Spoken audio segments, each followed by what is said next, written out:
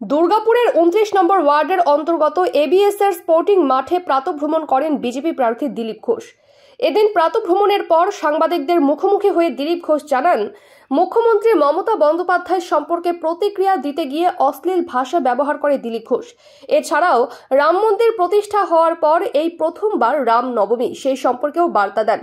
নির্বাচন কমিশনকে পুতুল বলার প্রসঙ্গেও প্রতিক্রিয়া দেন। এছাড়াও ডায়মন্ড হারবারে অভিষেক বন্দ্যোপাধ্যায়ের বিপরীতে বিজেপি প্রার্থীকে নিয়েও মুখ খোলেন বিজেপি প্রার্থী দিলীপ ঘোষ।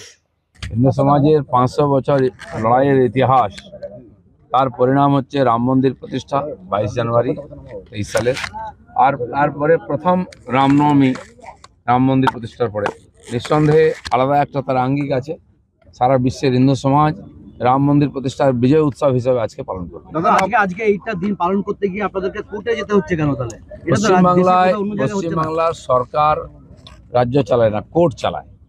তাই যখন সমস্ত কিছুর ফয়সালা কোর্টের সিদ্ধান্তে হচ্ছে, এখানে সভা সমিতি হবে কিনা, এখানে শোভাযাত্রা হবে কিনা, পুজো পাঠ হবে কিনা, ছুটি কবে হবে, এসবই, এমনকি যে দুর্নীতি হচ্ছে সেটাও তদন্ত কোর্ট করছে। সারা দেশে তো কোথাও তো এরকম কোর্টে যেতে হচ্ছে না, রামনবমী সারা দেশে পালন হচ্ছে। এটাকে দেশের বাইরে মনে করা হয়। জয় বাংলা যারা বলছে, বাংলাদেশের স্লোগান দিচ্ছে, বা সব কিছু এই সুপ্রিম কোর্ট মানব না, কি বলে আদালত মানব না, লোকসভা মানব না, নির্বাচন কমিশনকে মানব না, সেন্ট্রাল গভর্নমেন্টকে মানব না, সেন্ট্রাল ফোর্সকে মানব না, এজেন্সিকে মানব না, এই মানসিকতার কারণে এটা হচ্ছে। মনে হয় এটা ভারতের বাইরের একটা দেশ। নির্বাচন কমিশনের নির্দেশেই বেছে বেছে বিরোধীদের গাড়িতেই কেন তল্লাশি হচ্ছে রাজ্য পুলিশ দিয়ে? চিন্তা করবেন না, সবার তল্লাশি হবে। যারা গাড়ি নিয়ে টাকা নিয়ে ঘুরে বেড়ায় তার বাড়িতে তল্লাশি। দিলীপ ঘোষের কাছে তল্লাশি করে কি হবে? একটা বিড়ি সিগারেটের প্যাকেটও পাবে না। তো সেই জন্য যাদের সম্ভাবনা আছে, তাদের কাছে খবর আছে, কার কাছে টাকা আছে, টাকা নিয়ে যায়, আর সেখান থেকে তদন্ত করছে। দরকার হলে সবার প্রধানমন্ত্রীর গাড়িও তদন্ত করতে পারে।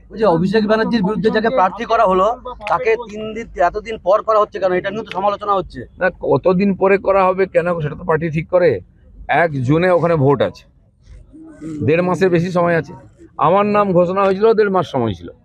তো সেই জন্য পার্টি যথেষ্ট চিন্তা ভাবনা করে করেছে। ও প্রথমবার ওখানে লড়েছে, দ্বিতীয়বার লড়তে যাচ্ছে। ভূমিপুত্র সংগঠন দাঁড় করেছে ওখানে।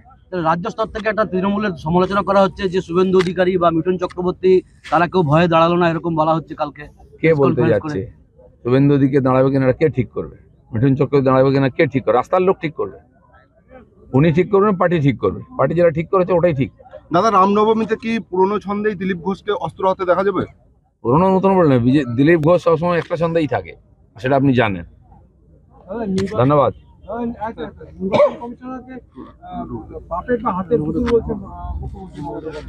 আমি মেসো বলেছিলাম বলে ওদের পেট খারাপ হয়ে গেছিল। এখন পুতুল বলছে তো ভালো লাগছে। কে কার পুতুল বয়ে যাবে, তাহলে সেই পুতুলের কাছে গিয়ে হত্যা দিয়েছিলেন, ষষ্ঠাঙ্গ প্রণাম করেছিলেন, বাঁচাও বাঁচাও সাধু বাবা, কে বলেছিল? সকাল থেকে গালাগালি দেন মাননীয় গভর্নরকে, প্যাঁচে পড়লে চাচা প্রাণ বাঁচা, তার কাছে পড়ে যায়। এরা হচ্ছে শক্তের ভক্ত আর নরমের জম, যে টাইট দেবে তার কাছে গড়াগড়ি দেবে। আমার কাছে বাড়ি হয়ে যায় জেলতা, জেলে গেলে একটু বিশ্রাম পাবো। কে? মমতা বন্দ্যোপাধ্যায়। সে সুযোগটা ওনার আসবে, এখন না, দেরি হবে। ওটা বৃদ্ধাশ্রম হবে, জেলটা ওখানে বাকি জীবনটা কাটাতে হবে। স্লোগান হয়েছে কালকে, বললো জিভ যেন ছেড়ে দেবো। আরে কি ছিঁড়বেন আপনি? কিছুই ছিঁড়তে পারবেন না। জিভ ছিঁড়বেন, সে দিন চলে গেছে। মানুষ এবার সব করে, জুতো, লাঠি, ঝাঁটা দেখাচ্ছেন আপনার নেতাদেরকে।